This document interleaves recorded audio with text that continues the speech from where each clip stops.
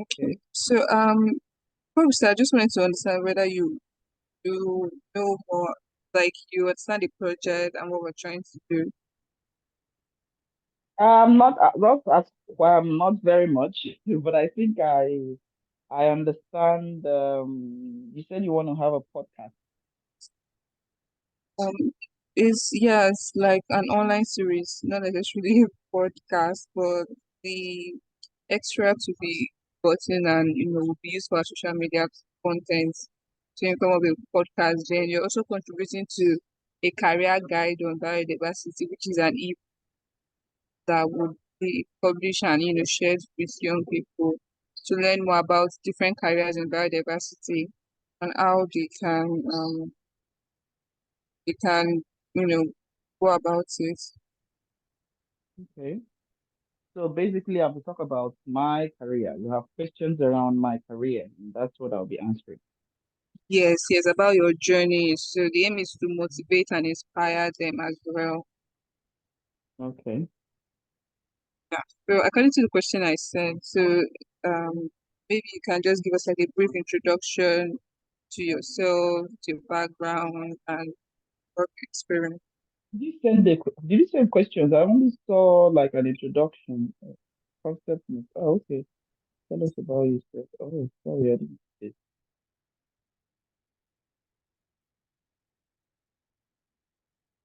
Mm-hmm.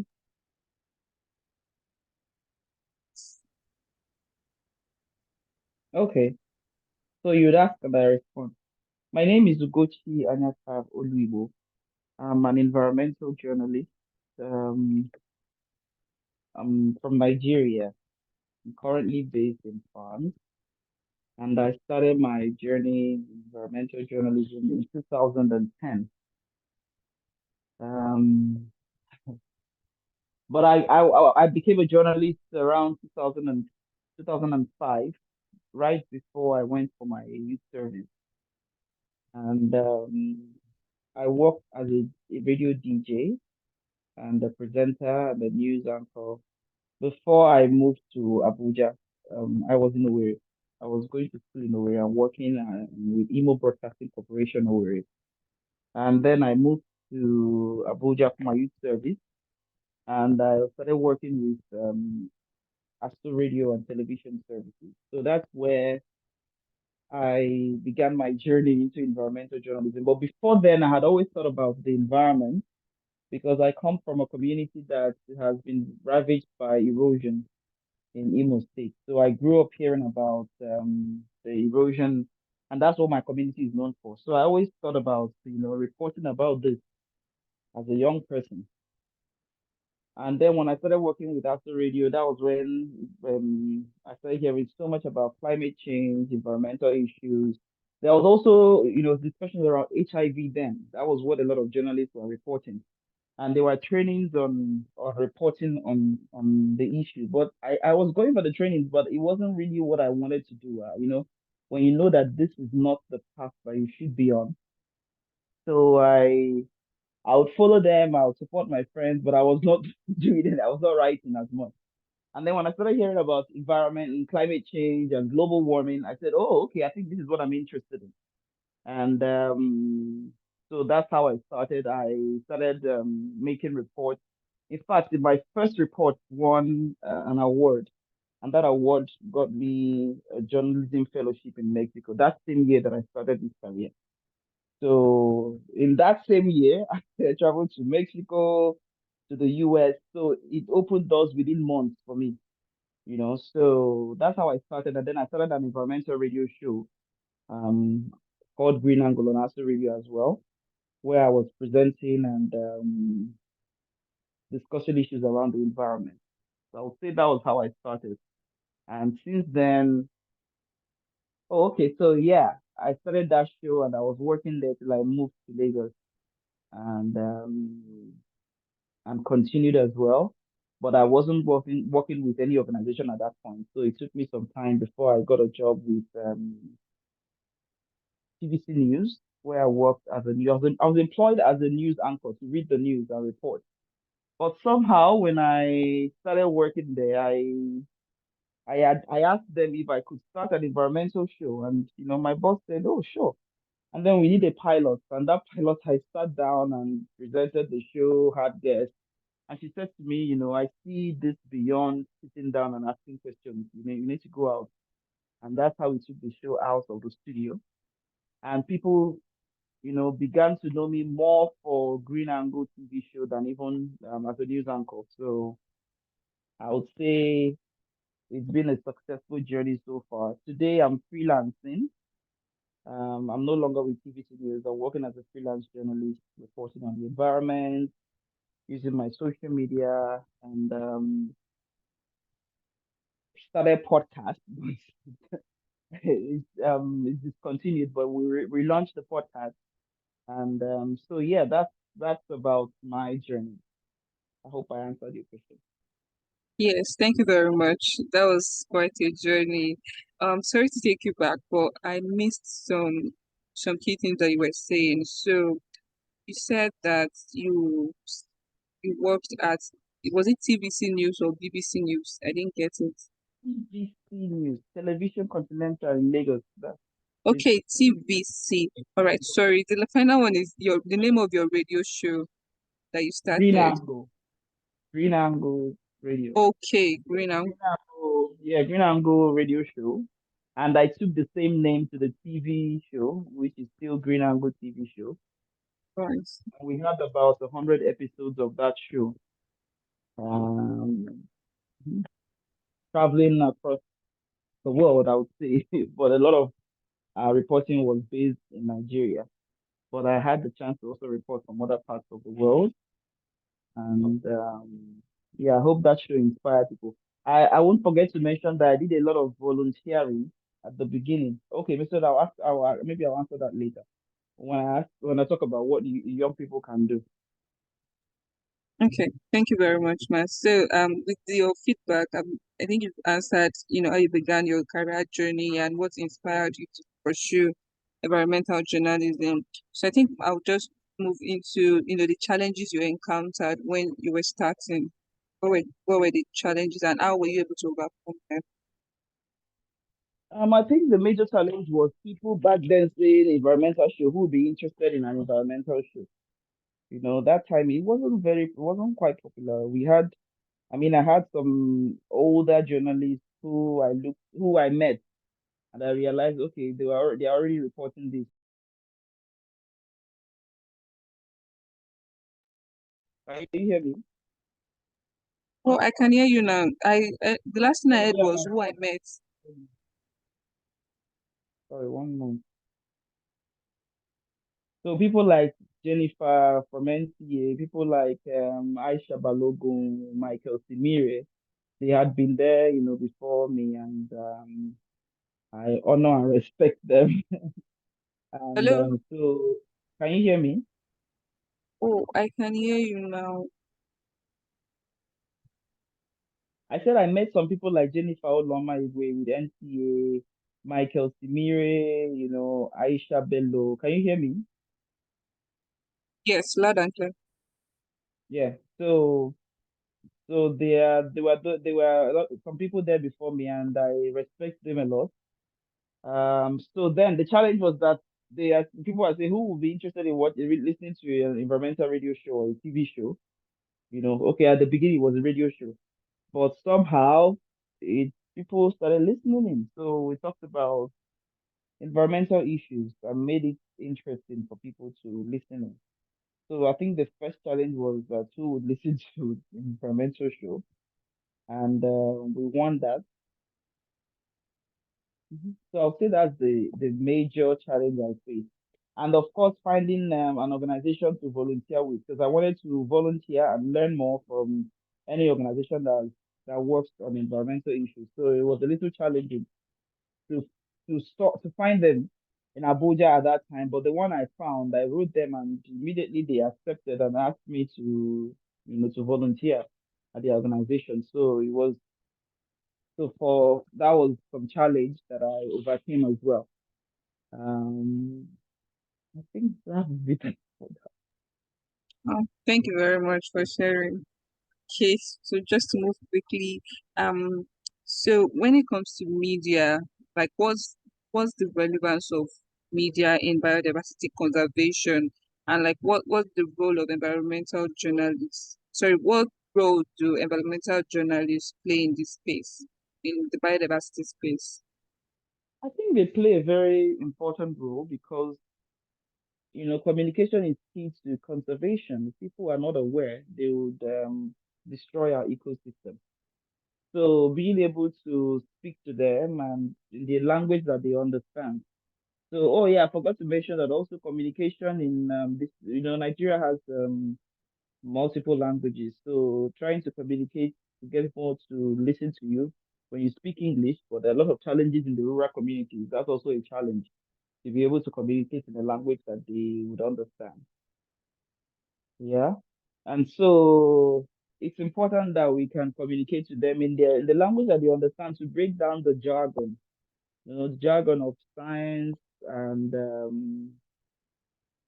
climate change, science, the jargon around climate change and helping them understand. So communication is key to bring change, to drive policy change as well, to connect the various industries that are connected in the fight for sustainability or to protect our environment.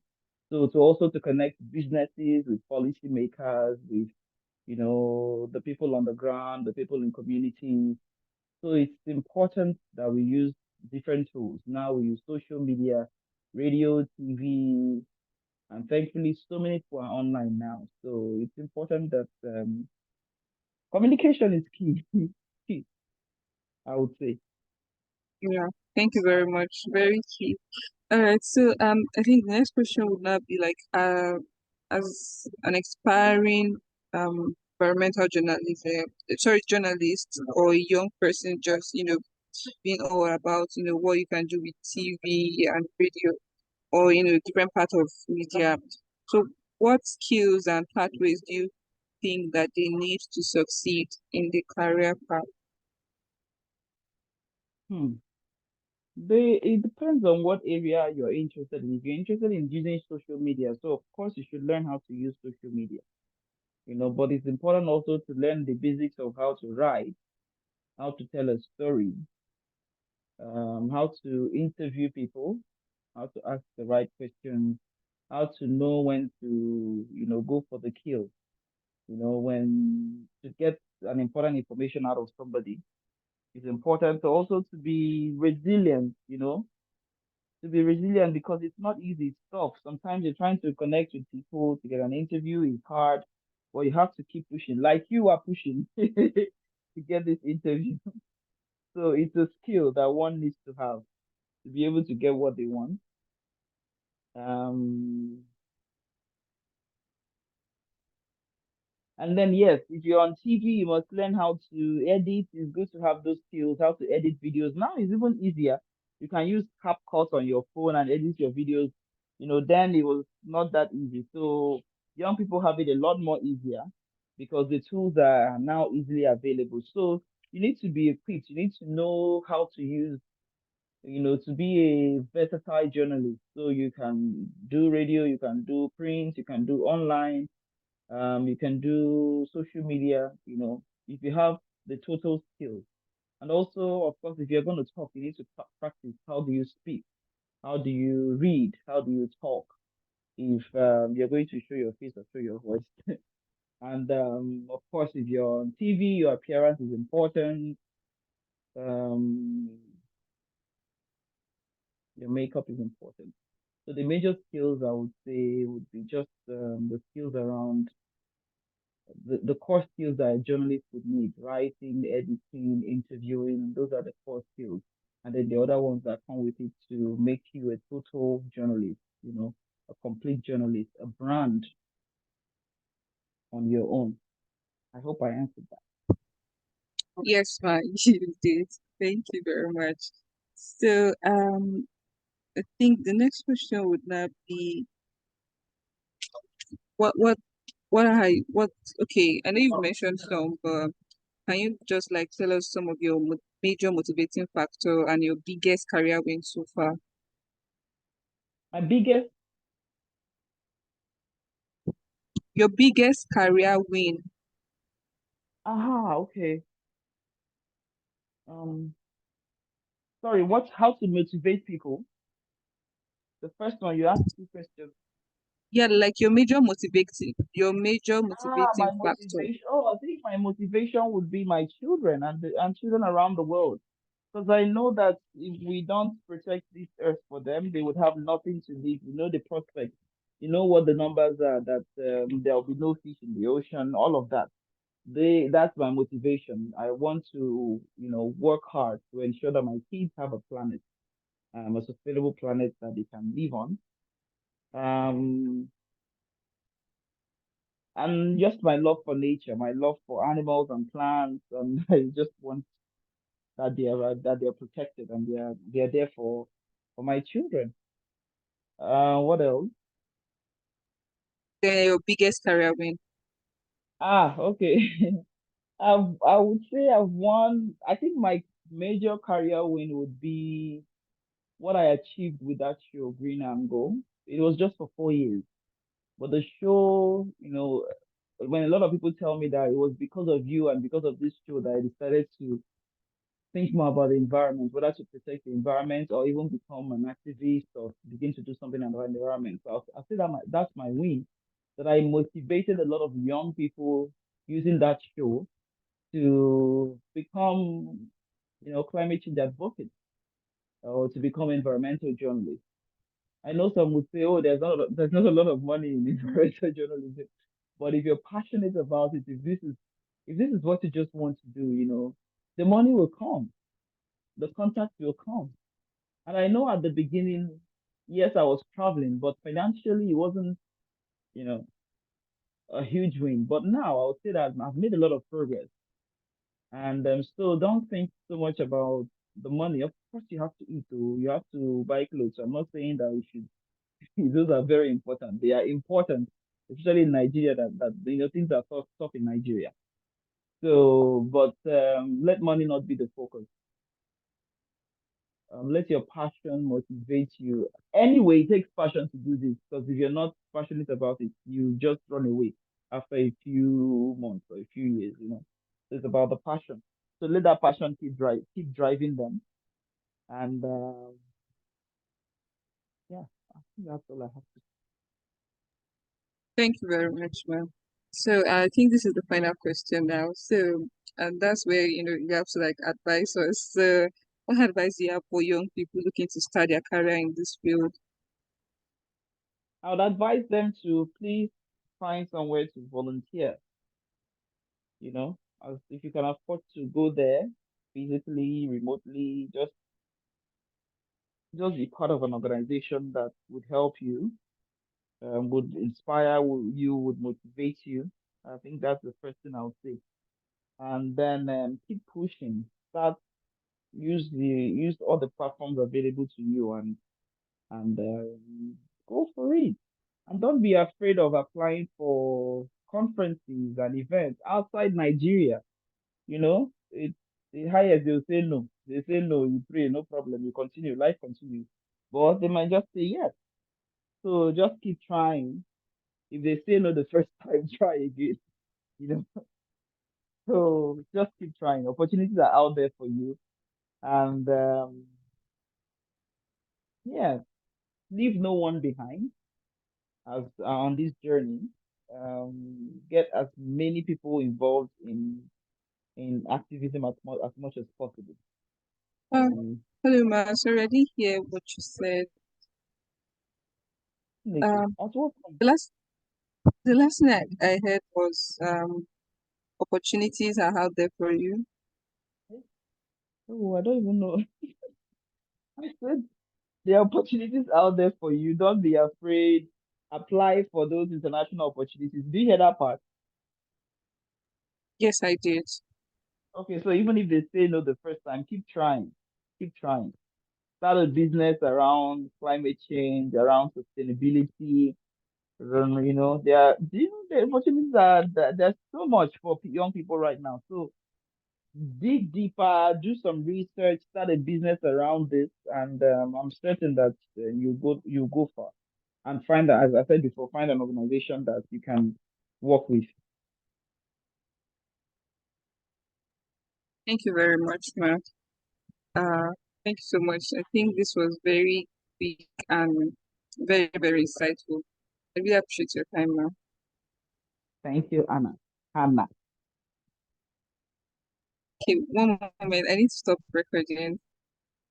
Mhm.